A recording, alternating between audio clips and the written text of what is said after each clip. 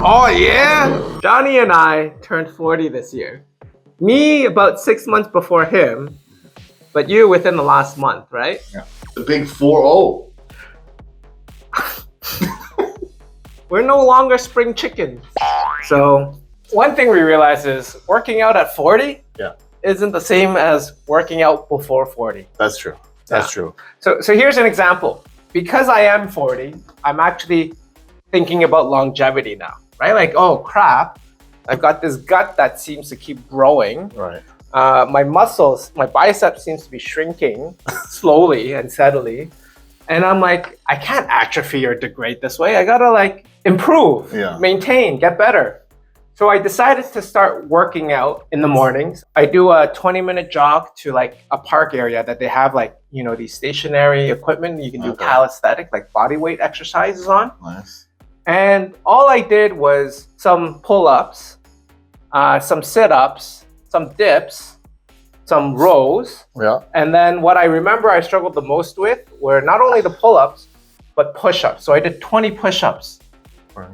And now my chest just spontaneously spasms and cramps.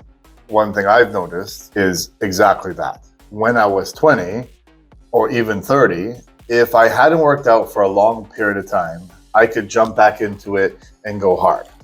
Now, being 40, the effects right afterwards, sometimes 2-3 days, even 4, is more severe. Now, I think I should mention that I was a personal trainer for 15 years in my younger days, but I never really appreciated what my older clients were going through. A little bit of naivety, young, youthful, you know, not like I was treating everyone the same, but I didn't really consider the pain threshold that they were going through. That was different.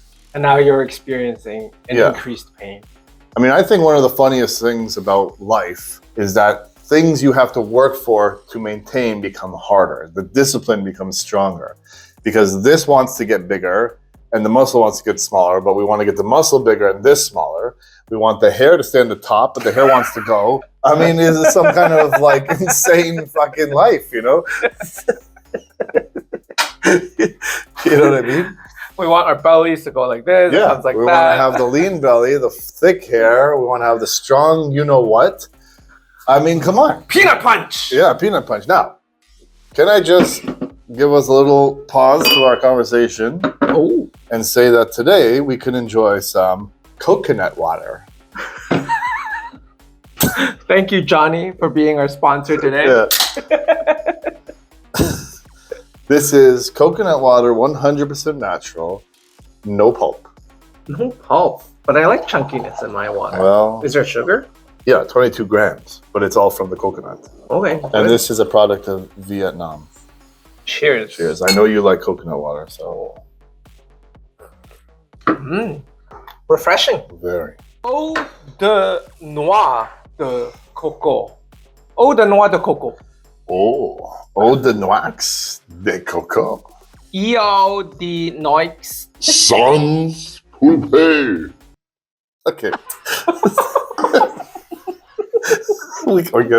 We're not being serious. Ingredients: coconut water may contain peanuts, almonds, cashews, walnuts, sesame milk, soya, sulfates. Everything? What? But it's 100% coconut. That makes sense. What, like, some guy chopping and drop peanuts in there?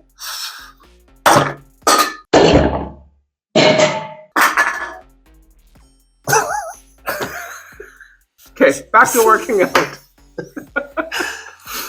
Yeah, so my chest is totally spasming. Right. Contracting, cramping, even like little like, Yeah, no, I understand. Trust me, I really do. Yeah, so it's sad. It's sad, but it's part of aging. So that brings us to another point, right? Because when we were younger, we always tried like max shit. Right. Do as much as you can at the maximum amount.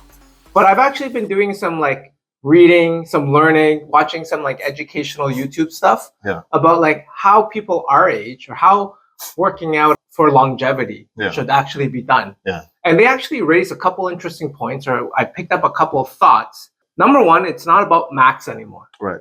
Right? It's about volume, as in like number of reps, and being able to do it more often. Because before you work out to your max, and then you need to rest a couple days.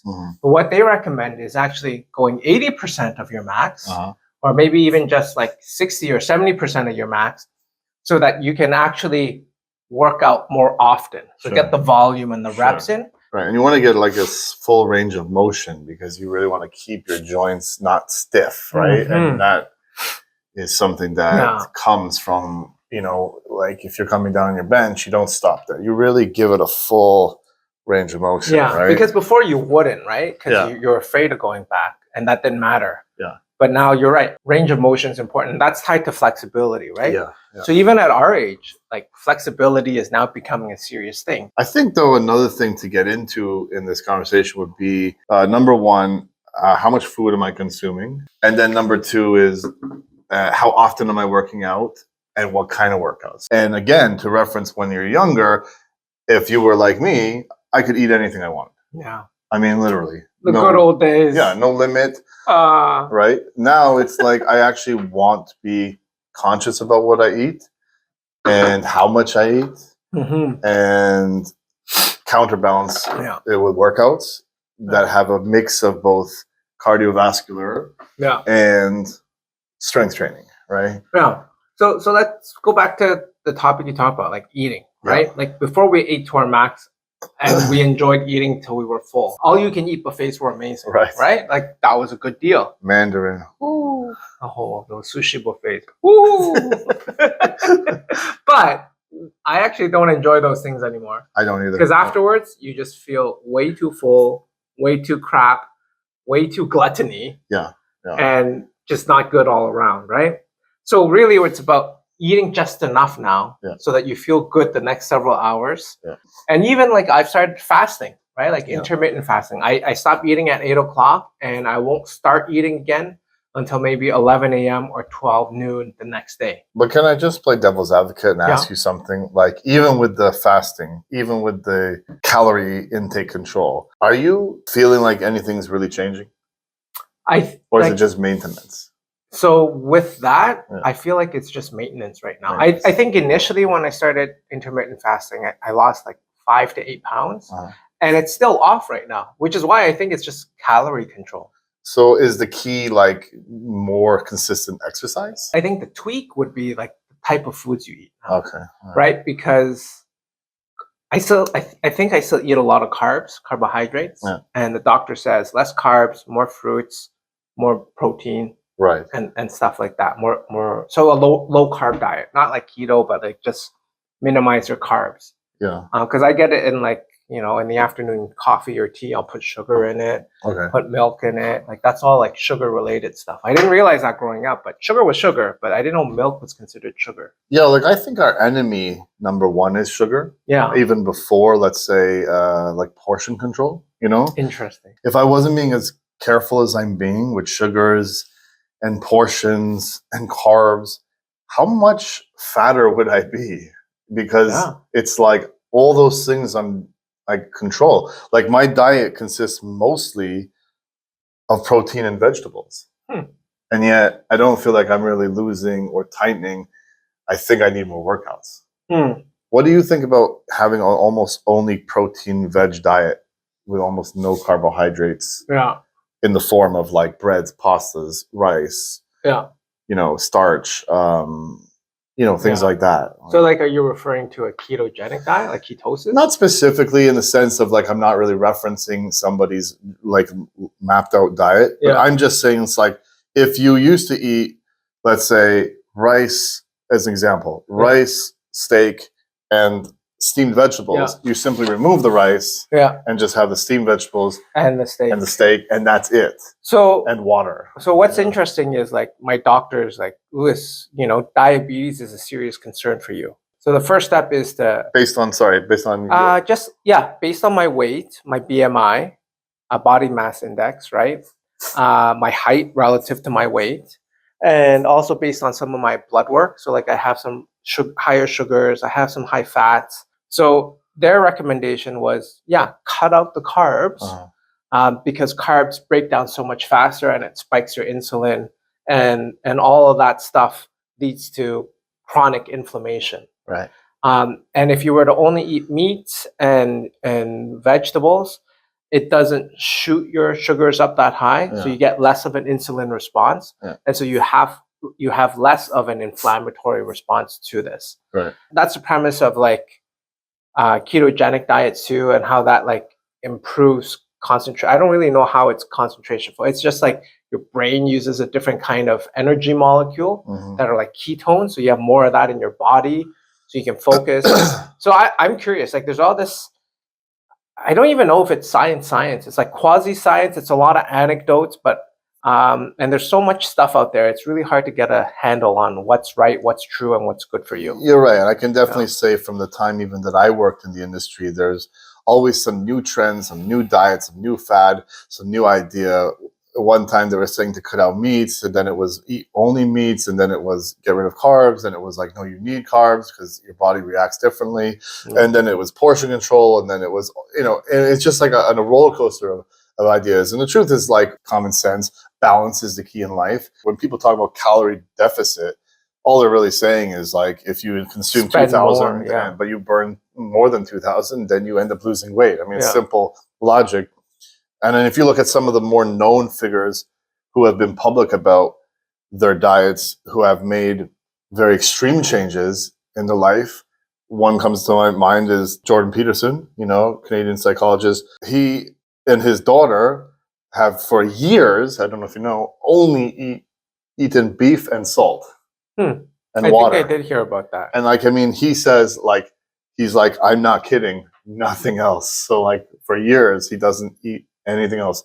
And he claims that other than the fact that they both leaned out immensely, which is obvious if you look at them. Yeah. But he said all their chronic inflammation went away. She had she had an issue, right? Like arthritic issues. Something inflammatory. Yeah. Severe went away. Focus levels improved, and many more things. Immunity went up. And it's like, I understand. I respect, first of all, anybody who could do that. Because it's discipline. It's massive, insane discipline. Food is one of our only consistent pleasures. And he admits that it sucks, but he can't ignore the benefits. They're so much more powerful to him than the other thing. But in the short term splurge. Exactly. No. But he said, let's be realistic, it interferes with social life, it interferes with things like that. Because you can't have wine. Nothing. You can't have alcohol. Nothing. Yeah. No cake, nothing. And the thing is what I don't understand is, even from being in the industry and studying nutrition, it's how can you be getting enough of the things your body needs from just beef? To not consume any vegetables. He doesn't eat vegetables. Nothing. So he shits rocks, diamonds? That's what I understand. For years, all he's eating is beef. It's don't you need vitamins from the veggies? Don't you need some nutrients? Don't you need some variety? But I think he takes supplements, though. No. You know what? I'm not sure. As nutritious as meat is, and there's a lot of different vitamins, amino acids, and minerals that you get out of meat. Yeah. It's still missing stuff that you get from vegetables, like plant-based stuff, right? Yeah. And just like vegans, you can't just eat only vegetables and no meat. They actually replace supplements that are derived, or that supplement what you would get from eating red meat. Yeah. So it's like you said, Johnny, it's really a balance of everything. I break it down to 5 things that make you healthy. Number 1 is exercise. Mm-hmm. Okay. Number 2 is what you eat. Mm-hmm. Number 3 is if you're sleeping well. Mm. Number 4 is your stress levels. Which can tie into... It's all interrelated. Yeah. But still, some people are generally walking through life very stressed, some are not. And number 5 is the only one that you can't control, and that's your genetics. People will pay to go to a gym. To suffer. To ride on a bicycle that doesn't actually ride. To walk on stairs that don't actually go somewhere. Upstairs. These stairs are different. They never end. Hey, can I also interest you in a bike that goes nowhere? But yet, when they're out and about, They will avoid stairs at all costs. Escalator, elevator, anything like. But yet you pay to go to the gym to counterbalance that instead of just being active. Why would you do this stuff for free when you can come in here and pay me to pretend to do it? You know what I mean? It's a very strange phenomenon. Yeah. I mean, gyms are definitely like, banking off of this, and I was part of this industry, but to me, it's all kind of ridiculous. You know what I mean? It really is. I mean, the weights I can understand because like you're not just having an abundance of like extreme weights around your daily life, but the walking, the running, the biking, the stairs, you don't need a gym for this shit, man. No. You know what I mean? Like here we are in the studio. We are on the 10th floor of this building. I mean, 10 floors by stairs is not that bad. It's enough that you feel it, but it's not like 100 floors, and it's not 2 floors, which is not enough. I'm not going to take this elevator anymore. Really? I'm going to walk up the stairs and down the stairs as I come in and out of the building every day. Why am I going to wait for the stupid elevator? Like, so many changes we can make. Yeah. But it's our modern day society that has led us to have all these comforts, which is great because it's like human nature to innovate and solve our problems. Yeah. But all of that counteracts the fundamental benefits of your health. I guess what me and Louis are saying is, guys, incorporate things in your life. Don't sit around saying, I can't go to the gym. If you can't go to the gym, to walk up the goddamn stairs like I'm about to do. Stop taking the elevator. Stop making excuses. Consistency, right? Working out more, not short periods, and exercise. Absolutely. Yeah.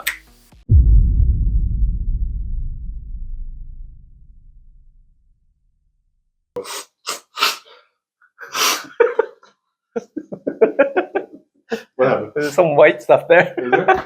No, it's